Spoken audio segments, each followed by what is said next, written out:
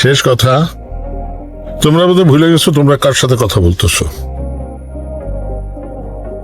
মাল যদি ডেলিভারি না আসে ডিমান্ডটা সামলাবে কে?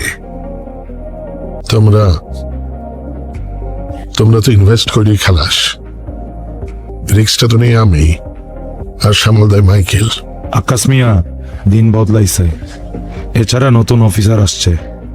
আমি বলতেছি এখন এই চালানোর কোনো দরকার নেই, বেশি লাফায়েন না, নইলে আপনার রাজত্ব বেশি দিন থাকবে না।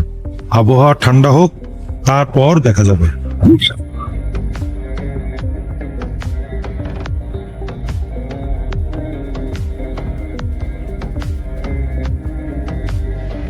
আবহাওয়া ঠান্ডা হওয়ার জন্য আমাদের কখনো অপেক্ষা করতে হয় নাই কারো।